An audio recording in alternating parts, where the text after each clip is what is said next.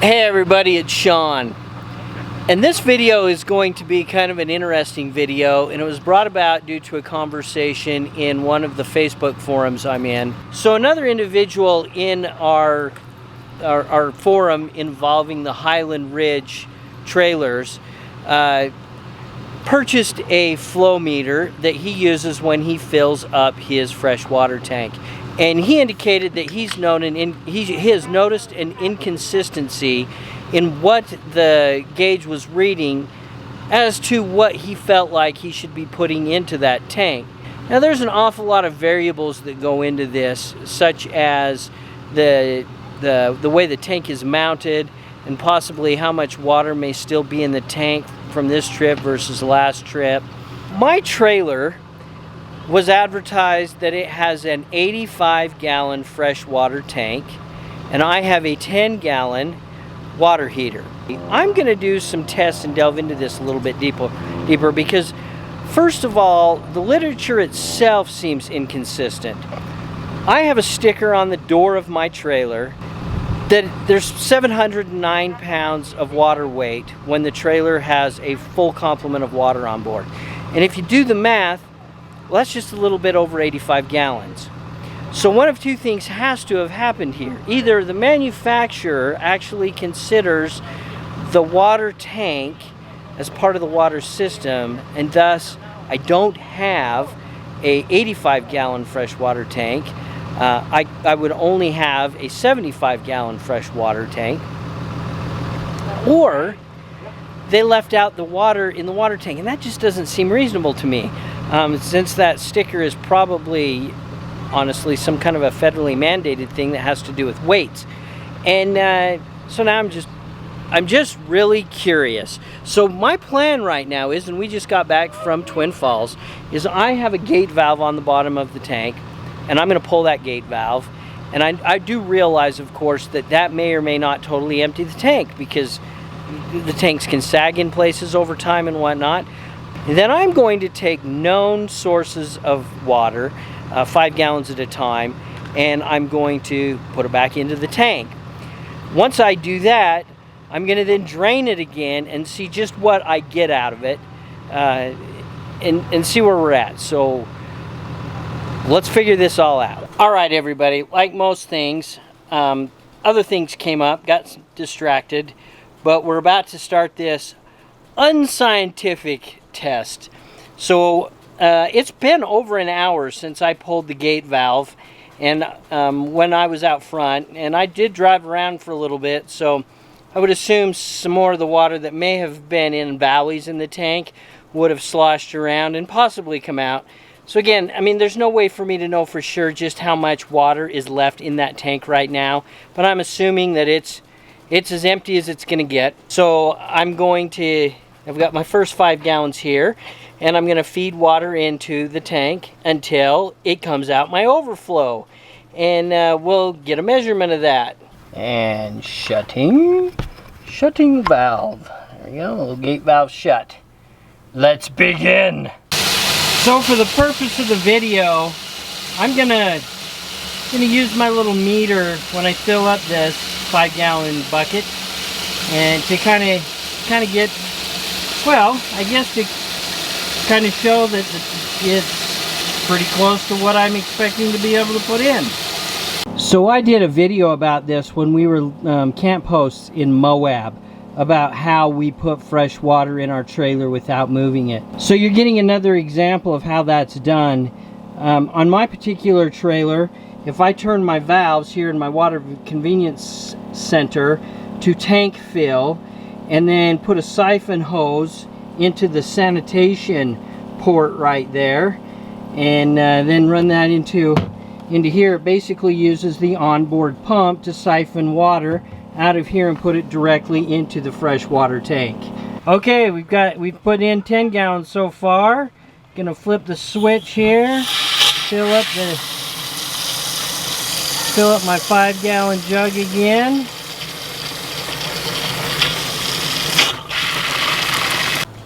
All right, everybody, I just turned the gauge off, and as you can see, 15 gallons. And I'll walk over here. You know, you really can't see, but the level of the water does appear to be right about the 5-gallon line on my bucket as well. So, I mean, I know we're not exact, but it's pretty close. Okay, everybody. So I had put in 14 5-gallon jugs. I was in the process of siphoning out of the 15th jug, and it took about 2 gallons when I started draining out of the overflow, out of my red overflow hose. But I caught a little bit of that as it came back out, and the reality is it stopped with about a half a gallon. So that being said, as the tank sits right now, with what I've put in, with what's come out of the overflow, there should be approximately 71.5 gallons in it. So we'll see what I can get out. Go on, Jazz. Hey everybody. So as you can see, what I'm going to do now is I'm going to catch the water as it comes out of this gate valve, and I'm going to count again how many gallons that I get out of the tank that I just filled. So we'll see how that goes. And that would be our first 5 gallons. So 1.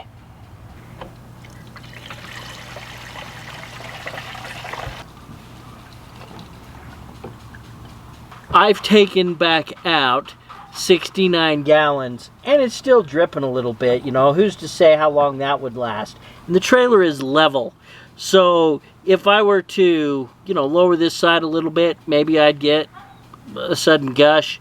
I don't know. Have we proven anything? Absolutely not. But I still find it interesting that they advertise an 85-gallon tank. There's a big difference between 72 gallons and 85. I mean, come on, it's 13 gallons of water. In the end, I would suggest that the best way of trying to determine how much water capacity you have is to check that orange or yellow sticker and see what that says. Because really at this point, I highly doubt I have an 85-gallon tank. Well, hey everybody, how about an update and a hypothesis? So I reached out to Highland Ridge with an email to try to clarify the tank sizes of my trailer. And I pretty much got the same information back that is seen in the brochure that I still have a copy of, and I'll put some pictures into those. That response indicated that I have 85 gallons of fresh water capacity, and I have a 10-gallon hot water heater. So I emailed them back again to try to clarify about the sticker, and I asked specifically about the fact that according to the information they'd sent back, 85-gallon fresh water, 10-gallon water heater, and I will show the response that they emailed me back, which honestly did not answer the question at all and just seemed kind of out of left field. But after reviewing all of the documentation and then comparing it to what I've known that I put into the trailer at times, this is my hypothesis, that I actually in fact have a 75-gallon freshwater tank. Although there's nothing in the literature anywhere that would indicate that, I'm deriving that from the fact that the yellow sticker indicates that I have 85 gallons of fresh water capacity with the trailer. I come to that conclusion also because when I ran my little test, I put 72 gallons of water in when it started coming over the overflow. And it seems to me fairly reasonable that if it's a 75-gallon tank, that probably I'm going to be able to put in around 72 gallons of water. So I guess what I'm trying to say here is, have I really solved anything? No. But what I've come up with, I guess, in my own head is that the reality is, even though the brochure advertises it as 85-gallon freshwater, and I was told that it has an 85-gallon freshwater tank, that the manufacturers are they're not actually listing a tank size. They're listing the total capacity of water as a whole that the rig holds. What are you supposed to do about this? Again, like I said, I think the best thing for you to do is maybe run some tests of your own, but to probably go by that yellow sticker as a whole to realize that that's most likely the total trailer's water capacity, and then take into mind that when you're boondocking or dry camping, that isn't going to be all available to you before your pump runs the tank to the point where it can't suck any more water out of that tank. Anyways, there you have it. A kind of an interesting video. Again, I'm not exactly, it was unscientific to begin with, so I can't be real positive. I mean, the only way to know for sure how big that freshwater tank would be to drop it. And as curious as I am, I'm not that curious to tackle that job just yet. Not until I have to. All right, well, if you find this video interesting and like it, give it a thumbs up. If you haven't already, please subscribe and follow Angie, Jazz, and I on our journey. And if you do some testing of your own, leave a comment below and tell me what you've come up with your trailer. So, all right, everybody, take care.